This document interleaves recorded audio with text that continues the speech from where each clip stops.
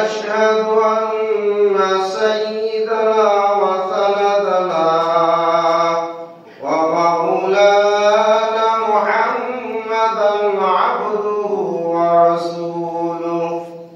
أما بعد فقد قال الله تبارك وتعالى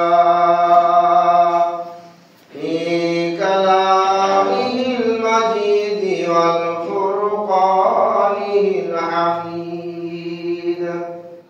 فأعوذ بالله من الشيطان الرجيم.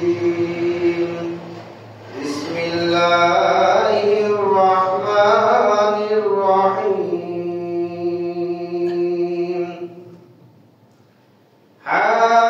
حميم والكتاب المبين. إنا أنزلناه في ليلة مباركة إنا كنا منذرين فيها يفرق كل أمر حكيم أمرا من عندنا إنا كنا مرسلين. صدق الله العظيم. وقال النبي صلى الله عليه وسلم شعبان بشهره ورمضان الله. وفي آية أخرى الشعبان مني ورمضان من الأمة أو كما قال عليه الصلاة والسلام. إن الله وملائكته يصلون على النبي يا أيها الذين آمنوا صلوا عليه وسلموا تسليما. درود إبراهيم قولي اللهم صل على محمد وعلى آل محمد كما صليت على إبراهيم وعلى آل إبراهيم إنك حميد مجيد. اللهم بارك على محمد وعلى آل محمد كما باركت على إبراهيم وعلى آل إبراهيم إنك حميد مجيد. الحمد لله। সকল প্রশংসাই মহান রব্বুল আলামিনের জন্য, যিনি আমাদেরকে শাবান মাসের দ্বিতীয় জুমার নামাজ আদায় করার জন্য তার ঘরের ভিতরে আগে আগে আসার তৌফিক দান করেছেন। এই জন্য সেই মালিকের দরবারে শুকরিয়া আদায় করি আলহামদুলিল্লাহ।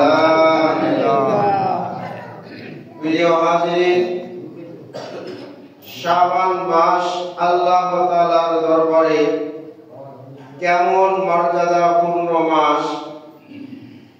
আল্লাহ তাআলা যত মাস তৈরি করেছেন সেই মাসগুলোর সংখ্যা আল্লাহ তাআলা নিজে কোরআনের ভিতরে এক জায়গায় বলেন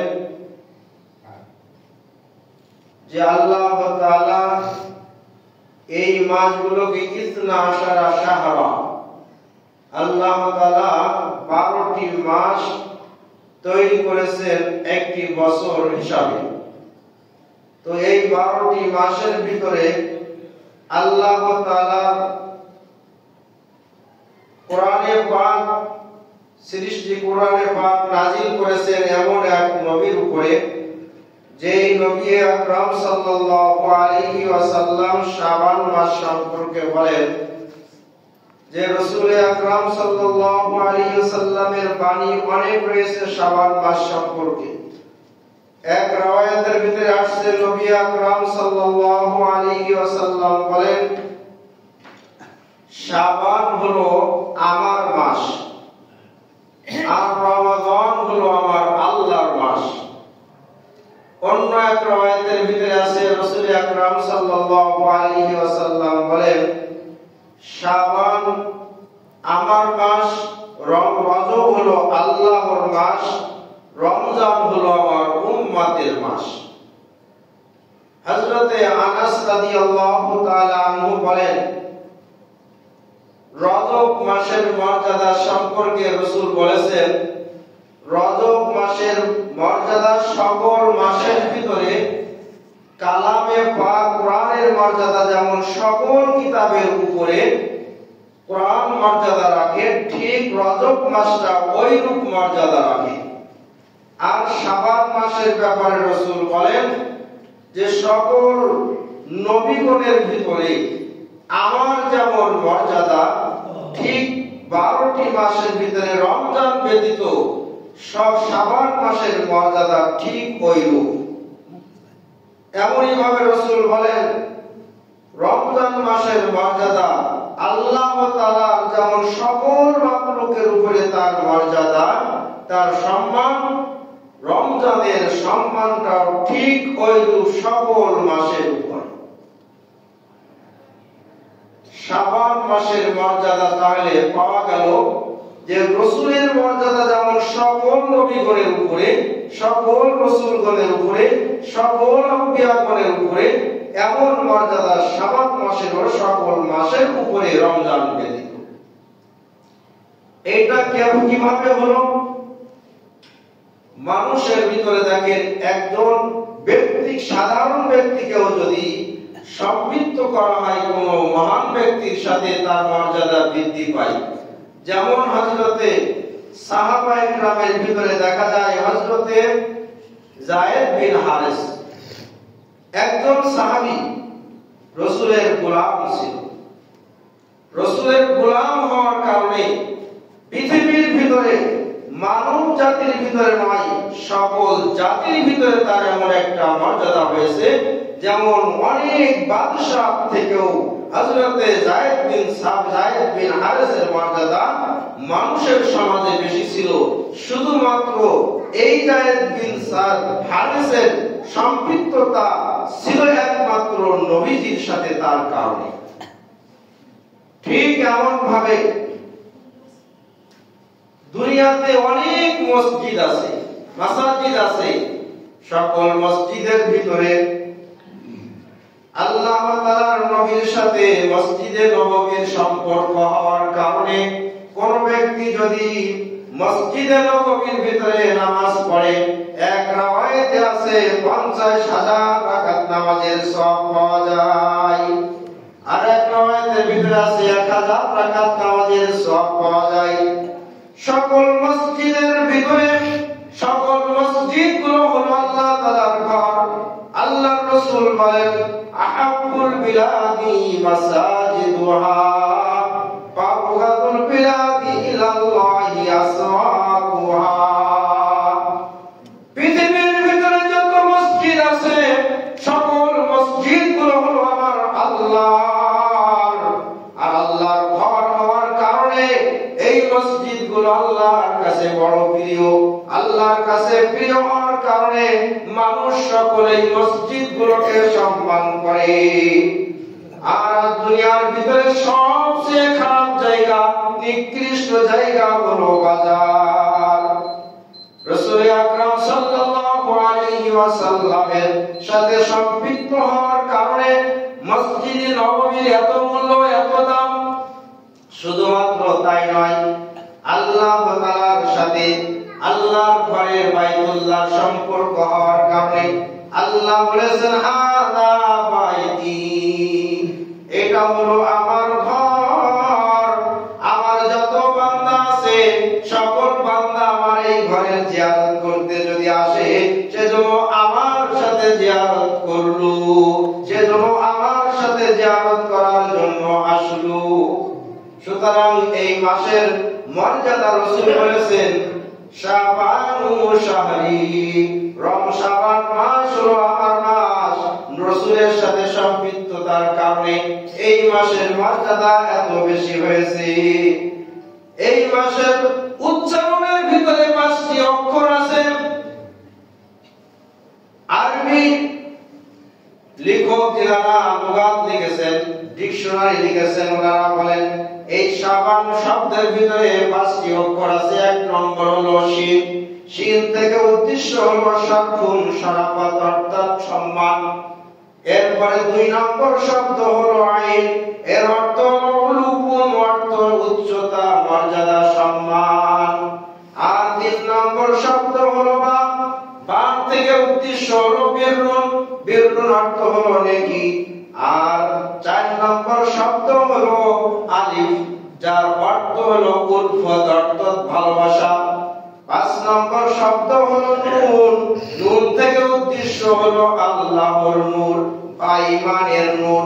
সুতরাং এই মাসে যারা বেশি বেশি করে আল্লাহর ইবাদত করবে, আল্লাহ তাআলার নৈকট্য লাভের জন্য যারা চেষ্টা করবে, আল্লাহ তাআলা তাদের ভিতরে তাদেরকে সম্মানিত করবেন, তাদেরকে আল্লাহ ভালোবাসবেন, তাদের ভিতরে আল্লাহ ঈমানের নূর দান করবেন। আল্লাহ রাসূল সাল্লাল্লাহু আলাইহি ওয়াসাল্লামের সবচেয়ে নিকটতম সাহাবী হযরত আনাস ইবনে মালিক রাদিয়াল্লাহু তাআলা আনহু বলেন, রাসূলের সাহাবায়ে کرام শাবান মাস যখন আসতো তখন সকল ইবাদত বন্দেগী গুলো এত পরিমাণ বাড়ায় দিত আর দুনিয়ার কাজগুলো কমায় দিত। পরকালের প্রস্তুতি নেওয়ার ন্যায় তারা রমজানের ইবাদত করবে সেই জন্য প্রস্তুতি নিত। হযরত আয়েশা সিদ্দিকা রাদিয়াল্লাহু তাআলা আনহা রাসূলের শাবান মাসে রোজা রাখা দেখে একদিন জিজ্ঞাসা করলেন, ইয়া রাসূলুল্লাহ, আপনি এই মাসে রোজা এত বেশি কেন রাখেন?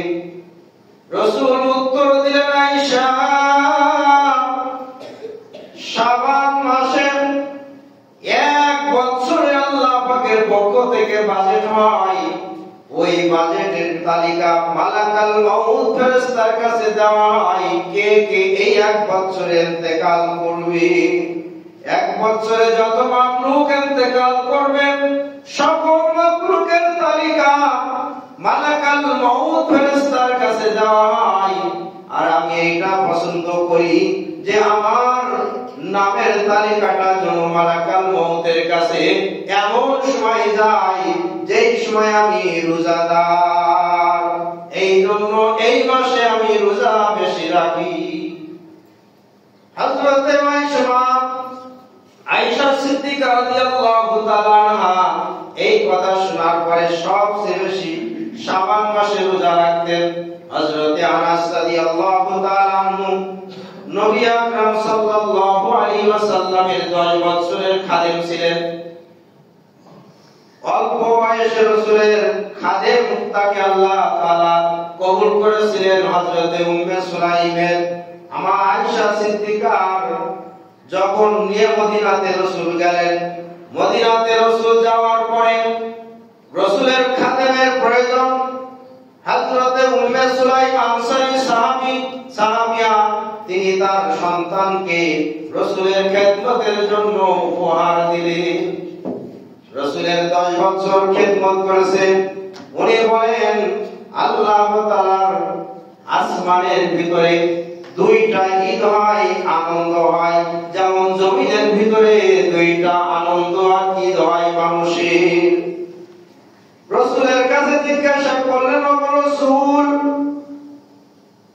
দুনিয়াতে তো মানুষ আনন্দ করে ঈদুল ফিতর আর ঈদুল আযহা, কিন্তু আসমানের ফেরেশতারা কোন দিনগুলো নিয়ে তারা আনন্দ করে? রাসূল বললেন, আয়েশা রে, আনন্দ তারা রাতে করে, দিনে করে না। তাদের আনন্দ আর তাদের ঈদটা হয় রাতে, আর সেই রাতের ভিতরে একটি রাত হলো নিসফুশ শাবান, আর একটি হলো লাইলাতুল কদর। এই 2 রাতে তারা ঈদ উপলক্ষ করে, ঈদ উৎফুল্ল করে, তারা ঈদের মতো আনন্দ করে। করে। মুফাসসিরগণ মুহাদ্দিসগণ লেখেন ফেরেশতাদের আনন্দটা কি হতে পারে? ফেরেশতারা কি আনন্দ করে? তাদের তো কোনো নেকিও লেখা হয় না, তাদের কোনো গুনাহও নাই, তারা কোনো গুনাহ করতে বোঝো না, তাহলে তাদের আনন্দটা আবার কিসের? মুহাদ্দিসগণ লেখেন তাদের আনন্দ হলো এই 2 রাতে বান্দার যখন গুনাহ মাফ করা হয়, আল্লাহ পাকের পক্ষ থেকে বান্দার মাগফিরাতের জন্য তাদেরকে নির্ধারণ করা হয়, তাদেরকে দায়িত্ব দেওয়া হয় যে সমস্ত বান্দা এই রাতে ইবাদত করবে, আল্লাহ তাআলা প্রথম আসমানে এসে বলেন আমার কোন বান্দা বাকি আছে নাকি যে আমার কাছে তওবা করবে, আমি আল্লাহ তার তওবা কবুল করব।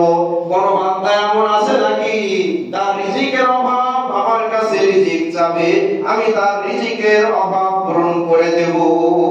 এইভাবে বান্দার সকল প্রয়োজনগুলো উল্লেখ করে করে উচ্চারণ করে করে আল্লাহ তাআলা প্রথম আসমানে ঘোষণা দিতে থাকেন। আর যে সমস্ত বান্দাগুলো এই রাতে ইবাদত বন্দেগী করে, আল্লাহ তাআলা তাদের পিছনে ফেরেশতাদেরকে লাগায় দেয়, ফেরেশতারা তাদের জন্য দোয়া করে যে আল্লাহ আপনার যেই বান্দা যেই বান্দি আপনার কাছে ক্ষমা চায় আপনি তাদেরকে maaf করে দেন, যে তওবা করে তার তওবা কবুল করেন, যে রিজিক চায় তার রিজিকের অভাব দূর করে দেন। আয় আল্লাহ যার যার যে প্রয়োজন আছে সকল বান্দা বান্দির প্রয়োজনগুলো আপনি পুরা করে দেন। এইভাবে আল্লাহ তাআলার কাছে দোয়া করতে থাকে ফেরেশতারা বান্দা বান্দির জন্য। তাই রাসূল বলেন মানুষ যেমন দুনিয়ার জমিনে তাদের 2টা বছরে ঈদ হয়, এই বছরে 2টা ঈদের ন্যায় ফেরেশতারাও আসমানের ভিতরে 2টা রাতে ঈদ যাপন করে। তার একটা হলো শাবান মাসের 14 তারিখ দিবাগত রাত, আর একটি হলো লাইলাতুল কদর যাকে আমরা বলি। এই 2 রাতে বান্দা বান্দির গুনাহ মাফ হয়ে যাক, এই পর্বে তারা আল্লাহ তাআলার কাছে দোয়া করতে থাকে আর আনন্দ অনুভব করে। অন্য হাদিসের ভিতরে আসছে রাসূলের এই নিসফে শাবানের আমল সম্পর্কে রাসূল আকরাম সাল্লাল্লাহু আলাইহি ওয়াসাল্লাম একদিন মা আয়েশা সিদ্দিকা রাদিয়াল্লাহু তাআলা আনহার কাছে শুয়ে রয়েছেন, তার ঘরে আছেন। এমন সময় জিবরিল আলাইহিস সালাতু ওয়াস সালাম আসেন, এসে বললেন ইয়া রাসূলুল্লাহ আজকে শাবান মাসের 14 তারিখ দিবাগত রাত, আপনি ওঠেন এবং জান্নাতুল বাকিতে যে কবরবাসীর জন্য কবর জিয়ারত করে দোয়া করেন। নবীজি হযরত আয়েশার ঘর থেকে বাইর হয়ে সোজা জান্নাতুল বাকিতে গেলেন। এদিকে আয়েশা সিদ্দিকা রাদিয়াল্লাহু তাআলা আনহা চিন্তা করলেন হায় রাসূল কি আমার ঘর থেকে বাইর হয়ে আমার অন্য কোন বান্ধবী আমার রাসূলের কোন আহলিয়ার ঘরে স্ত্রীর ঘরে গেলেন কিনা। নিজেও পিছে পিছে বাইর হয়ে দেখতে লাগলেন কোন স্ত্রীর ঘরের সামনে দরজার সামনে জুতা না পেয়ে রাসূল চিন্তা করলেন কোথায় গেলেন। কিছুক্ষণ পরে দেখেন শাবান মাসের 14 তারিখ যেহেতু ফুটফুটে দোসনা সুন্দর আলো, দেখেন যে রাসূল জান্নাতুল বাকির থেকে আসতেছেন, ঘরের দিকে ফিরে আসতেছেন। ওই সময় মা আয়েশা সিদ্দিকা রাদিয়াল্লাহু তাআলা আনহা শরীরটা একটু ভারী ছিল, উনি দৌড়ায় ঘরের বিছানায় এসে শুয়ে পড়েছেন। রাসূল দেখতে পেরেছেন যে কে জানি দৌড়ায় যাচ্ছে, অনুভব করেছেন আমি তো আয়েশার ঘর থেকে আসছি, হতে পারে আয়েশার আত্মমর্যাদায় আঘাত লেগেছে। ঘরের ভিতরে এসে দেখেন দৌড়ে আসার কারণে দেখবেন মানুষের শ্বাস মোটা হয়ে যায়, শ্বাস ভারী হয়ে যায়। মা আয়েশা সিদ্দিকা জোরে জোরে শ্বাস ফেলতেছে। রাসূল বললেন, আয়েশা রে, তোমার কি তোমার আত্মমর্যাদাই পেয়েছে নাকি? মা আয়েশা সিদ্দিকা বললেন, ইয়া রাসূলুল্লাহ, আপনার মতো স্বামী আমার ঘর থেকে বাইর হওয়ার পরে আমার আত্মমর্যাদায় কেন আঘাত লাগবে না? কারণ এমন স্বামী বিশ্বের কোন মানুষের কাছে নাই। মা আয়েশা সিদ্দিকার এই প্রশ্নের উত্তরে, এই কথার উত্তরে রাসূল বলেন, আয়েশা রে, আমি তোমার ঘরে শুয়েছিলাম, আজকে রাত্রটা হলো নিসফে শাবানের রাত্র। জিবরিল আলাইহিস সালাতু ওয়াস সালাম আমার কাছে এসে বললেন, ইয়া রাসূলুল্লাহ, আপনি ঘরে শুয়ে আছেন, আজ তো শাবান মাসের 14 তারিখ দিবাগত রাত, সুতরাং আপনি উঠুন এবং কবরবাসীদের জন্য কবর জিয়ারত করে দোয়া করুন। এখান থেকে স্পষ্ট আমল পাওয়া গেল, শাবান মাসের 14 তারিখ দিবাগত রাত, এই রাত্রে বড় একটি আমল হলো নিজের আপনজনদের কবর জিয়ারত করা, আপনজনদের জন্য দোয়া করা। যেহেতু রাসূল পরিস্পষ্ট নিজেই দোয়া করতে গেছেন, জিবরিল আলাইহিস সালাম রাসূলকে আদেশ করেছেন, রাসূলকে বলেছেন। 2 নম্বর আমল রাসূল বলেন, শাবান মাসের 14 তারিখ দিবাগত রাতের ব্যাপারে রাসূল উম্মতকে বলেন, কুমু লাইলাহা ওয়াসুমু ইয়াওমাহা। রাসূল বলেন, আমার উম্মতিরা, তোমরা শাবান মাসের 14 তারিখ দিবাগত রাতে ওঠো এবং ইবাদত বندگی করো, বেশি বেশি করে নফল নামাজ আদায় করো। নফল নামাজ আদায় করেছেন রাসূল, নিজেও করেছেন, উম্মতকে করার জন্য বলেছেন। আর পরের দিন যে ইবাদতটা রাসূল করেছেন সেটা হলো শাবান মাসের 14 তারিখ দিবাগত রাতে রোজা রাখার নিয়তে সাহরি খেয়ে তারপরের দিন রোজা রেখেছে। যেই রাত্রটা আমাদের দেশের হিসাবে আজকে রাত্রে ইবাদতের রাত এবং সাহরিকে আগামীকাল রোজা রাখার দিন। রাসূল থেকে স্পষ্ট 2টা আমল পাওয়া গেল, একটা হলো কবর জিয়ারত করা, আর একটা হলো নফল ইবাদত করা রাত্রে। আর দিনের ইবাদত পাওয়া গেল হলো রোজা রাখা।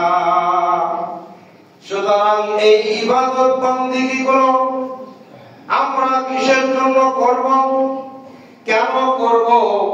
আমার ইবাদত বندگির ব্যাপারে রাসূল আকরাম সাল্লাল্লাহু আলাইহি ওয়াসাল্লাম নিজে করেছেন, ও সাহাবায়ে কেরামকে করতে বলেছেন, উম্মতিকে করতে বলেছেন। সুতরাং আমিও এইগুলো করব আমার পরকালের প্রস্তুতির জন্য। শাবান মাসে রাসূল বেশি বেশি প্রস্তুতি নিতেন, ইবাদত বندگی করতেন, কারণ হলো এই মাসের এমন একটা রাত্র আছে যেটা কোরআনও সাক্ষী দেন।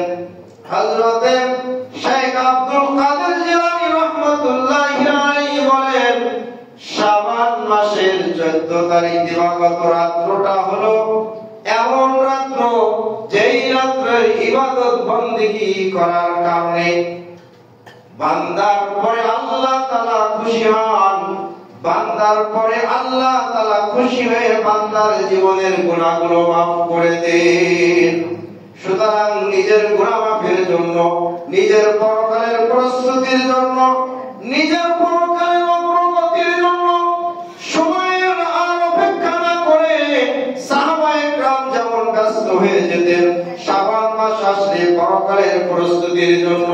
এক হাদিসের ভিতরে আসছে সাহাবায়ে কেরাম যাকাতের হিসাব করতেন, যাকাত আদায় করে দিতেন শাবান মাসে, যাতে রমজান মাসে যাকাত আদায় করতে গিয়ে আমার ইবাদত বندگির ভিতরে ব্যাঘাত না ঘটে।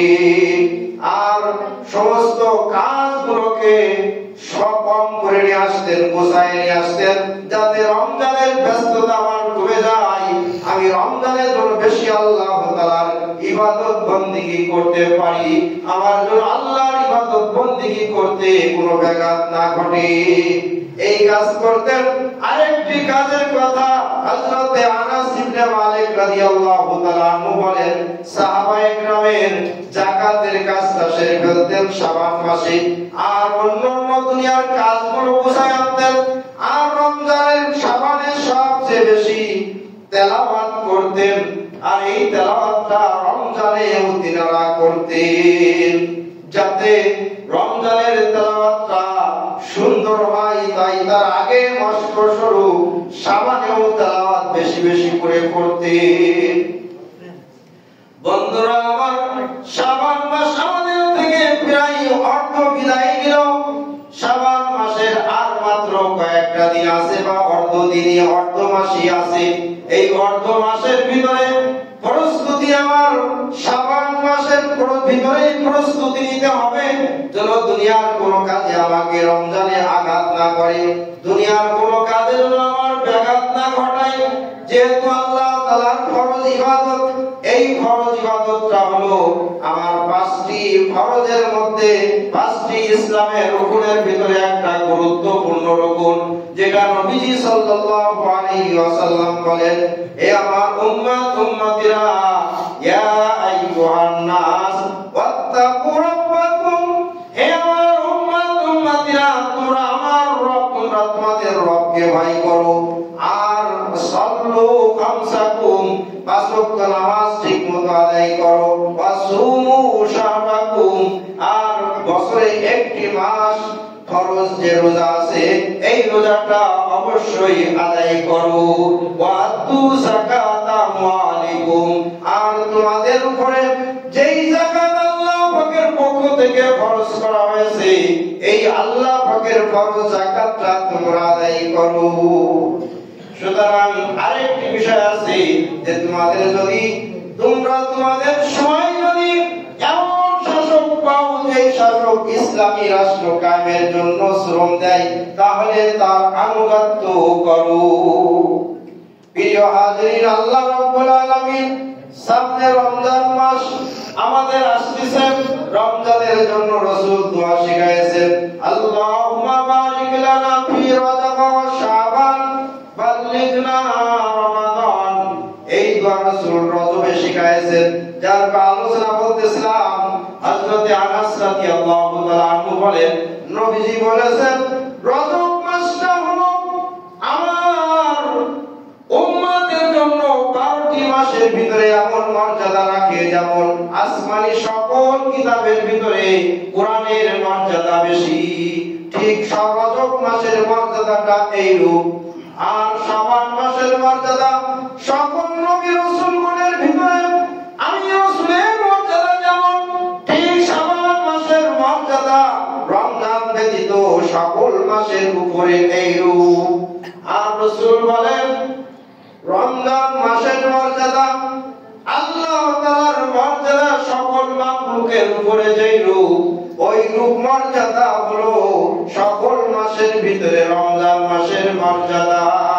সুতরাং এমন মর্যাদাপূর্ণ মাস আমাদের সামনে আসছে, বর্তমানটাও রয়েছে। সুতরাং এমন মাসে আল্লাহ তাআলাকে বেশি বেশি করে ডেকে আল্লাহ তাআলার স্মরণ বেশি করে করে আল্লাহর নৈকট্য লাভ করা আল্লাহ আমাদের সকলকে তৌফিক দান করুক। ওয়া আখিরি দাওয়ানা আলহামদুলিল্লাহি রাব্বিল আলামিন। যারা সুন্নাত পড়ে